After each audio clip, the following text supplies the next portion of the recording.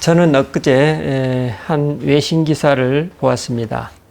얼마 전 미얀마에서 쿠데타가 발생했을 때 미얀마를 위해 기도해 달라는 한 여성이 며칠 전 원인을 알 수 없는 교통사고로 사망했다는 뉴스였습니다.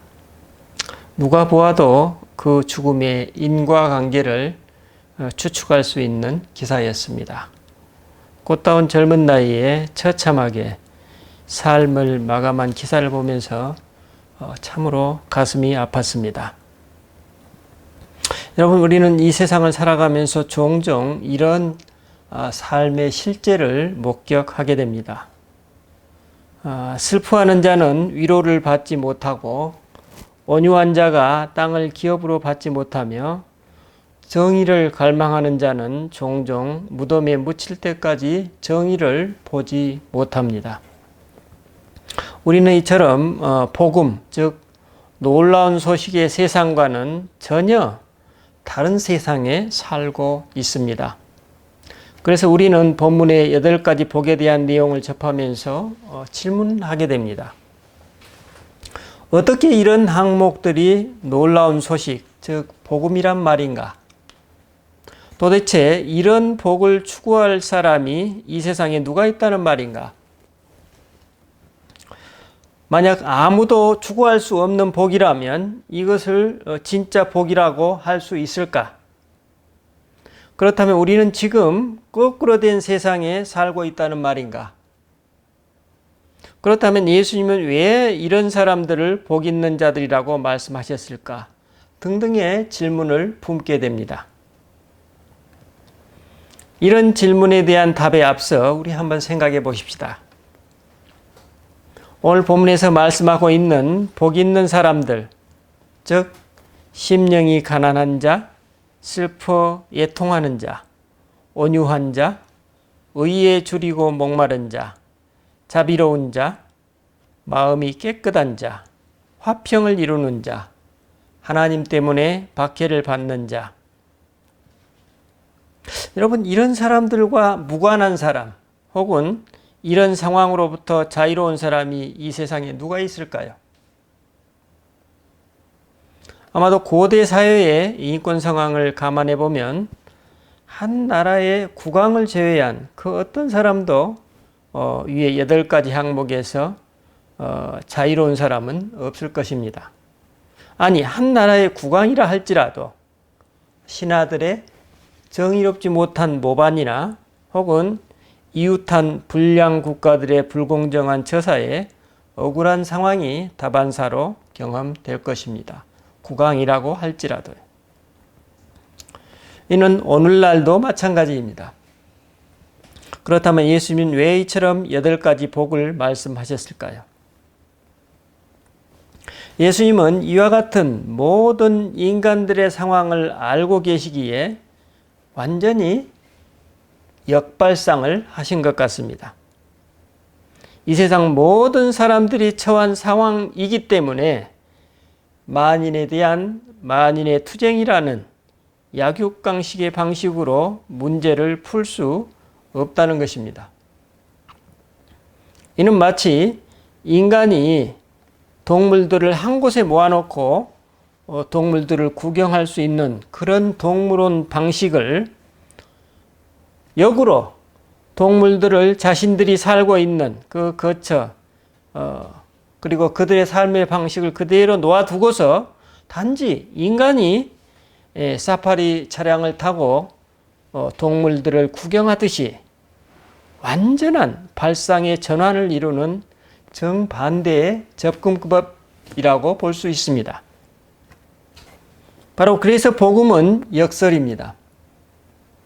이 세상 모든 사람들이 처한 상황이기에 각 사람이 그리스도의 눈으로 그리스도와 함께 자기 자신과 세상을 보고 대하자는 것입니다. 그러면 모든 것이 뒤집어져 보일 것이라는 것입니다. 그러면 완전히 뒤바뀐 세상을 보고 경험할 것이라는 것입니다. 그래서 세상의 눈으로는 저주의 삶이 뒤집어진 세상에서는 놀랍고 기쁜 소식, 즉 복음이 될 것이라는 것입니다. 이 놀라운 소식이 이 세상 모든 사람들에게 열려 있으니 나 예수 그리스도를 믿으라는 것입니다. 그 믿는 사람들에게 이 복된 소식이 자기 존재와 삶의 실제이니 이를 받아들이고 경험하라는 것입니다. 그래서 본문 1절을 메시지 성경은 다음과 같이 번역하고 있습니다. 예수께서 사역으로 인해 큰 무리가 몰려드는 것을 보시고 산에 올라가셨다. 예수께 배우고 그분께 인생을 건 사람들도 함께 올라갔다. 결국 오늘 본문의 8복은 이 세상 사람들 모두에게 열려있되 예수께 배우고 그분께 인생을 건 사람들이 경험하게 될 복이라는 것을 알게 됩니다. 그렇다고 해서 예수님께 배우고 그분께 인생을 건 사람들이니 일부러 그런 사람을 자처해서 추구하거나 그런 삶을 만들어가라는 의미일까요? 아마도 건강한 몸과 마음을 가진 사람이라면 일부러 가난을 자초하거나 일부러 슬픔을 만들어내지는 않을 것입니다. 예수님 말씀의 진리는 심령이 가난할 때, 애통할 때, 온유함이 아닌 매정함을 당할 때, 불의를 당할 때, 자비가 필요할 때, 마음이 정직하여 고통을 당할 때, 평화를 침해당할 때, 박해받을 때, 모욕을 당할 때, 이 8가지 상황을 맞게 될 때, 혹은 그런 상황 속에 이미 처해 있다면 세상 사람들처럼 낭망하거나 위축되거나 보복으로 의해 복수심을 불태우거나 하지 말고 여러분은 오히려 이러한 때를 하나님을 가까이 하고 그분의 나라를 체험하는 복된 기회로 삼으라는 메시지일 것입니다. 예수님이 이처럼 기왕 이런 세상이니 이제부터는 이 세상을 완전히 역발상으로 받아들이고 경험하라는 의미입니다. 그러므로 예수님의 말씀은 모든 사람들이 이처럼 어이없고 예달프고 불의한 세상을 살아가는데 어차피 모든 사람이 이런 세상을 살아가는데 하나님의 부르심을 받은 당신들은 이 세상 사람들처럼 좌절하거나 낙망하거나 복수심을 불태우거나 세상의 불의한 권력에 위축되지 말고 오히려 이를 기회로 하나님의 위로와 사랑과 자비와 평화를 소유하고 체험하라는 말씀입니다. 고로 예수님의 말씀은 여러분은 이제부터 세상을 거꾸로 살아가라는 말씀입니다. 삶의 풍상을 받아들이며 이에 반응하고 응답하는 자세를 완전히 반대로 바꾸라는 메시지입니다. 즉 심령이 가난해졌으면 그때 하늘나라에서 멀어지는 것이 아니라 역으로 하늘나라를 소유해버리는 기회로 삼으라는 것입니다. 여기서 가난한 사람들이란 하나님 안에서 괴로움을 받아들이는 사람들을 말합니다. 물론 이들은 물질적으로 가난할 수도 있고 정서적, 정신적으로 그리고 신체적으로 고통받는 사람일 수도 있습니다. 이들은 세상이 가난한 사람들에게 주는 안정, 즉 의식주보다는 하나님께 신뢰를 갖고 그 방향에서 삶의 방식을 모색하는 사람들일 것입니다. 그래서 이들이 빈곤의 고통을 받으면서도 행복을 경험할 수 있는 것은 삶의 현실을 그대로 받아들이는 데서 오는 열매라고 볼 수 있습니다. 그러므로 이들은 현실을 받아들임으로써 마땅하다고 생각하는 우리의 욕구나 마땅히 이래야 한다고 여기는 행동에 얽매이지 않고 자유롭게 됩니다. 그러므로 가난 때문에 뭔가에 집착하거나 우울해지지 않습니다. 이들은 가난하지만 하나님으로 인해 그분의 부요를 경험하게 됩니다. 두 번째로 애통할 수밖에 없는 일을 당하거들랑 고립되고 소외되지 말고 하나님의 위로를 경험하고 오히려 영적 자유를 누리라는 말씀입니다. 신앙인이라면 애정이나 존중 혹은 쾌락에 지나치게 의존하지 말라는 것입니다. 사랑하는 사람, 장소, 물건을 떠나보낼 때 우리는 슬픔을 경험합니다. 그리고 그 상실감을 받아들이면 이전에 지나치게 의존했던 것으로부터 자유를 체험하게 되고 그것들과 이제 새로운 관계 속으로 들어가게 됩니다. 이 새로운 관계는 일시적 쾌락에서 절대적인 행복을 구하지 않는 영적 자유를 말합니다. 그러므로 만약 우리가 행복을 위해 특정 쾌락을 집착한다면 그것은 곧 우상이 된다는 메시지입니다. 셋째로 온유한 사람이 땅을 유업으로 받는다는 말씀은 성정이 온유하여 매사에 손해를 입어도 이에 연연치 않는 사람이라면 얼마나 견실하고 힘이 있는 사람인가 라고 해석할 수 있을 것입니다.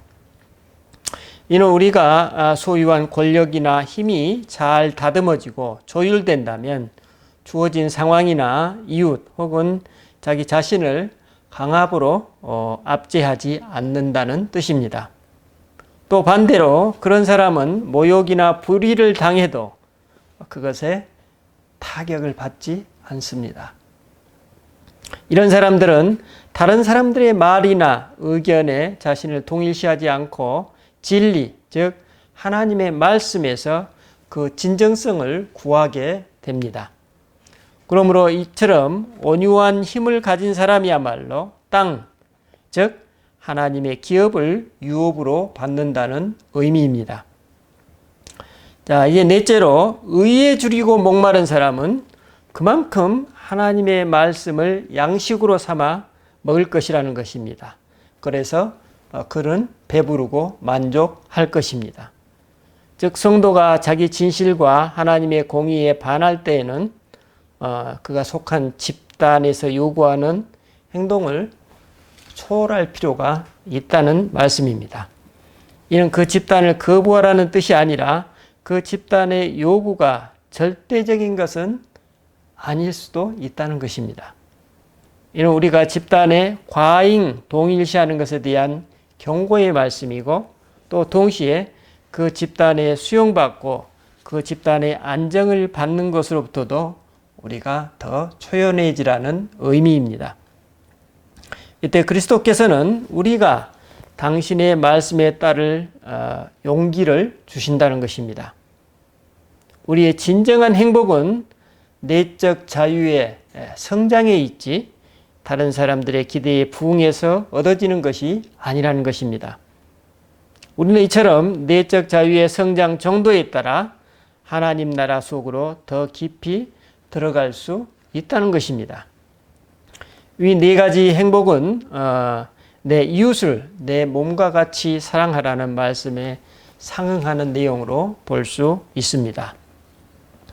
다섯 번째로 긍휼히 여기는 자는 긍휼히 여김을 받을 것이라는 말씀은 이 세상은 약자와 빈자들이 긍휼히 여김을 받지만 그리스도의 나라에서는 긍휼히 여기는 사람이 긍휼히 여김을 받는다는 원리입니다. 예수님은 여기서 건강한 자아감, 건강한 자존감, 건강한 인간관을 가진 사람들이 경험하게 될 복을 확언해주고 계십니다. 우리는 이런 건강한 자아의식에서 온전한 인간이 될 수 있다는 것을 직감하게 됩니다. 이런 사람들은 삶에 대한 태도에서 다른 사람들에게 개방적이고 수용적인 태도를 보이게 됩니다.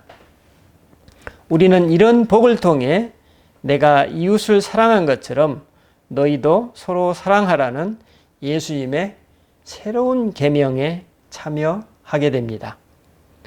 이웃을 내 몸처럼 사랑하라는 것은 이웃 안에 있는 하나님의 모상을 최대한 존중하는 태도를 말합니다. 이로써 우리는 예수님의 지상 목표, 세상의 구원에 직접 참여하는 것입니다.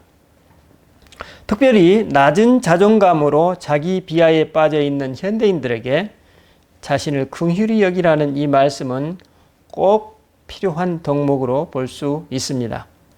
자기 비하 혹은 자기 혐오는 우리가 어떤 기준에 미치지 못할 때 너는 열등해 라는 자기 암시를 주게 됩니다.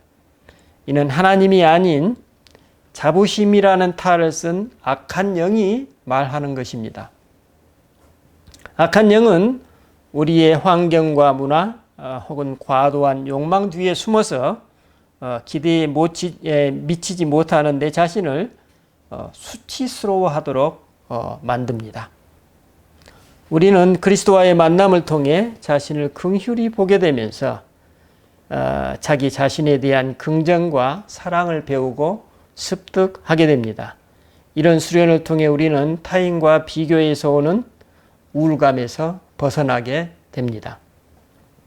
여섯 번째로 마음이 청결한 자는 하나님을 볼 것이라는 말씀은 우리가 정화된 만큼 하나님을 경험하게 될 것이라는 메시지입니다.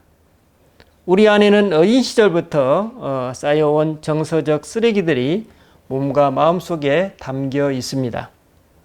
그리스도와 함께하는 사람은 그분이 몸과 마음에 쌓여있는 그 쓰레기들을 치워주신다는 의미입니다. 그래서 신앙인은 이전에 이 정서적 쓰레기를 다루기 위해 소모했던 많은 에너지를 이제 성숙과 하나님 나라를 위해 사용할 수 있게 됩니다.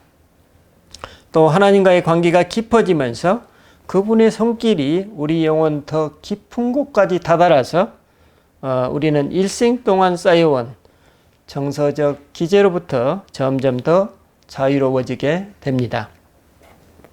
그래서 예전에는 우리의 이성, 의지적 행위를 통해서 하나님께 나아가던 사람이 이제는 직관을 통해 더 직접적으로 그리스도의 현존을 받아들이고 경험하게 됩니다.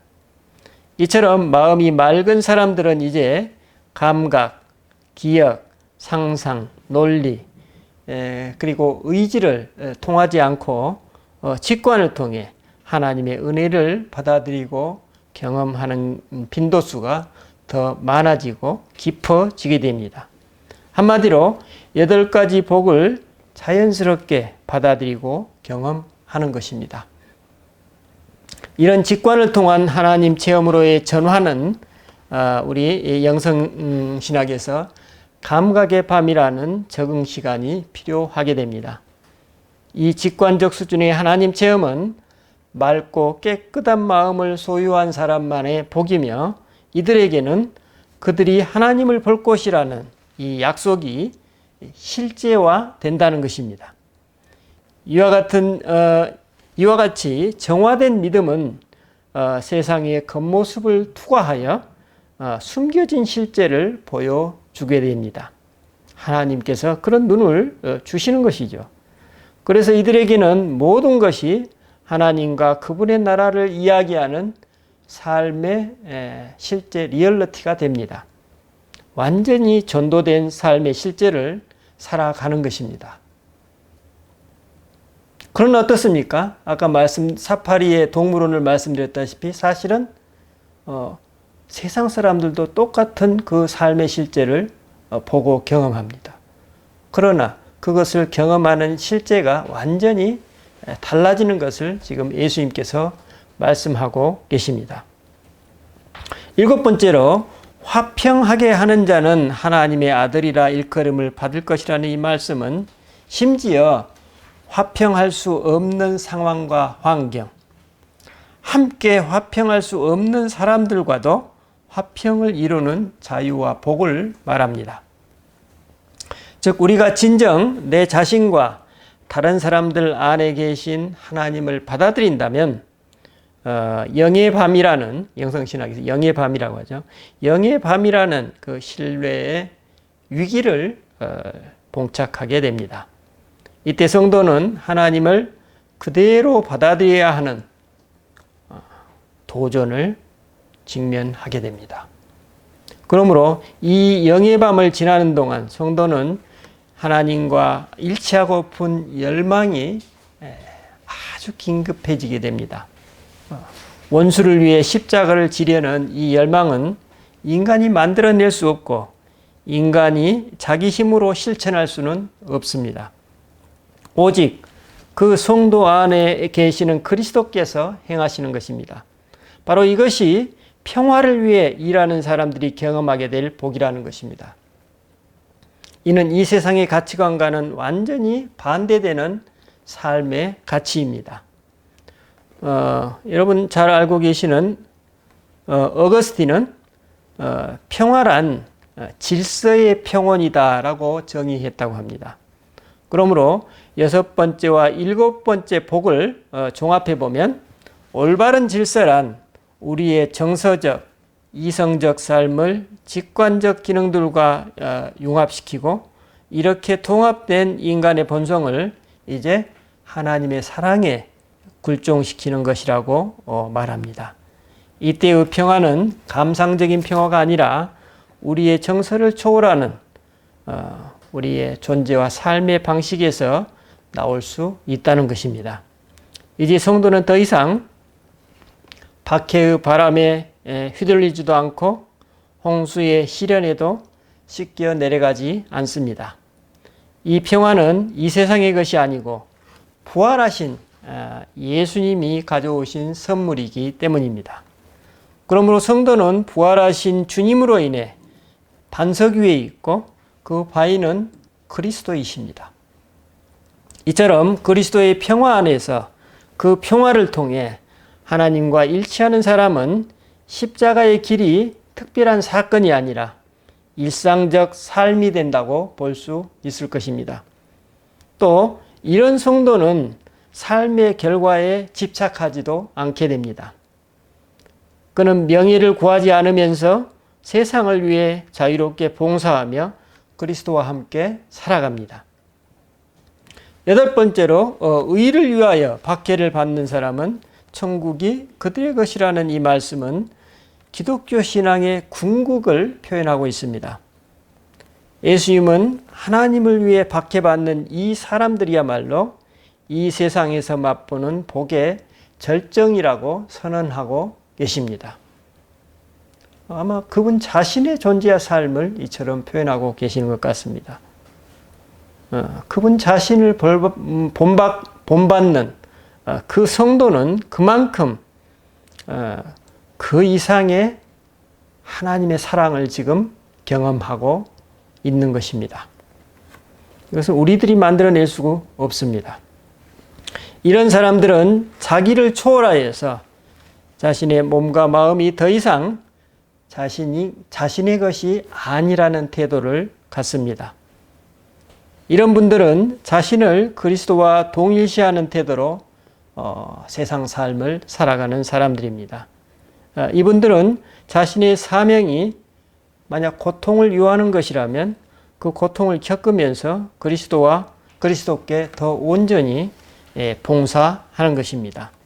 그러므로 이런 분들은 자신이 그리스도의 평화 안에 머물 뿐만 아니라 그들 자신이 다른 사람들에게 신령한 셈이 되어줍니다. 하나님은 이런 분들을 통하여서 우리에게 당신의 신령한 빛과 생명과 사랑을 부어주신다는 메시지입니다. 이상으로 우리는 역설적인 팔복에 대해서 살펴보았습니다. 예수님이 선언하시는 이 놀라운 소식은 이렇게 살기 위해서 노력하라는 말씀이 아니라 이미 그렇게 살고 있는 사람은 지금 잘 살고 있다는 것입니다. 그래서 축하해야 될 일이라는 것입니다. 예수님은 지금 당신의 사역을 통해 이런 역설적인 일들이 실현되고 있다고 선포하고 계시는 것입니다. 예수님은 지금 말씀하시는 팔복이 우리 인생의 어떤 일반적인 진리를 말씀하시는 것이 아니라 이런 놀라운 일들이 이제 시작되고 있다고 말씀하십니다. 그래서 복음입니다. 우리가 혼동하지 말아야 될 것은 이 팔복은 삶을 위한 일상적인 충고가 아니라 이것이 풍진 세상을 살아가는 모든 사람들에게 좋은 소식이라는 것입니다. 그래서 예수님은 오늘도 나를 따르라고 우리를 부르고 계십니다. 오늘도 많은 사람들은 여전히 세상에서 성공과 부, 장수와 승리가 오늘 말씀하시는 복, 놀라운 소식이라고 생각하며 살아가고 있지만 그리스도께서는 이 8가지 복을 살아가는 원리로 이 세상을 거꾸로 뒤집어 버리시겠다는 메시지입니다. 그러므로 오늘도 이 팔복은 놀라운 소식입니다. 오늘도 그리스도께서 새롭게 일하시는 방식을 보라는 것입니다.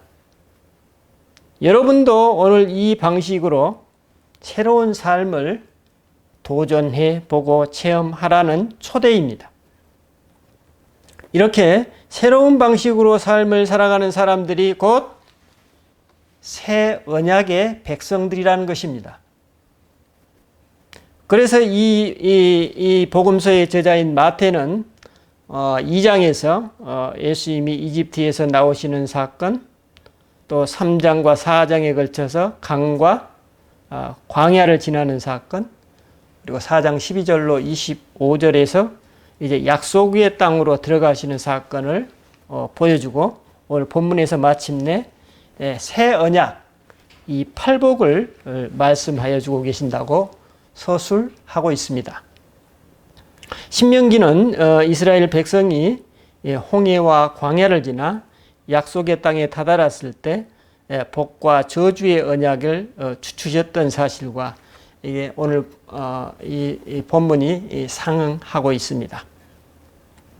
여러분, 오늘 본문에서 예수님은 하늘 혹은 하늘 나라를 말씀하십니다. 그리고 우리를 계속 하늘나라 백성으로 부르고 계십니다. 하지만 우리가 지금 살아가고 있는 이 세상은 땅입니다.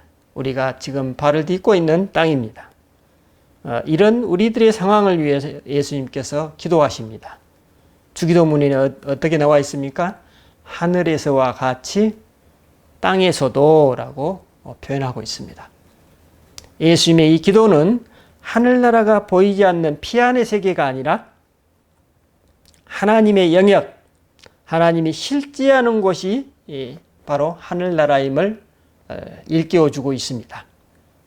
하늘나라 백성은 바로 지금 여기에서 하나님과 하나님 나라를 살아가는 사람들입니다. 결국 예수님이 당신의 존재와 삶으로 미래를 선취하셨듯이 앞으로 하늘나라에서 이루어질 미래의 방식으로 오늘 현재를 살아가는 우리들이 곧 팔복을 살아가는 사람들, 새 언약의 백성, 하나님의 사람들이라는 메시지입니다. 그렇다면 오늘 나는 진정 하나님의 백성이 맞습니까? 곰곰이 기도해보는 한 주간이 되시기를 바랍니다.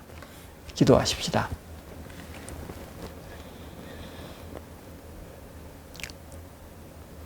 주님, 우리는 한 작가의 언급을 통해서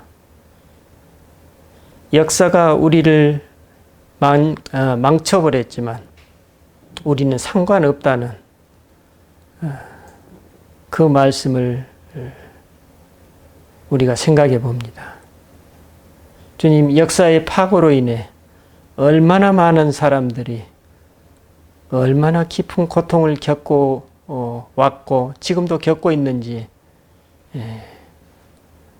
우리가 알 수 있습니다. 이제 주님, 우리는 그 역사의 파고를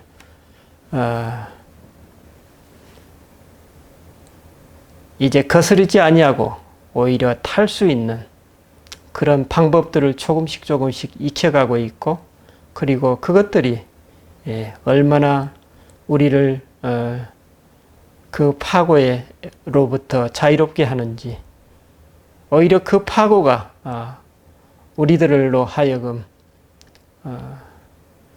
그 파고를 타는 복, 즐거움으로 다가오게 된다는 그 삶의 진실들을 이 시간 우리들이 배워 나가고 있습니다. 우리 모두 그러한 삶을 배워 나갈 수 있도록 주님께서 복을 주시옵소서. 기왕 모든 사람들은 삶의 실제가 똑같습니다.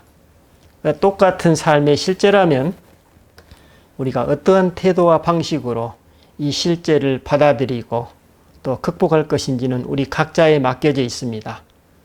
그리고 우리 각자에게 맡겨진 그 과제를 이제 예수님께서 새로운 방식으로 해결하는 소식을, 복된 소식을 우리에게 오늘 말씀을 통해서 들려주십니다.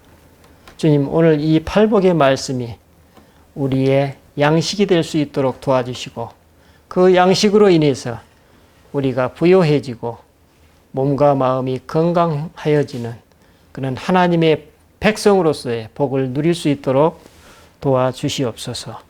감사드리고 우리 주 예수 그리스도 이름으로 기도드립니다. 아멘.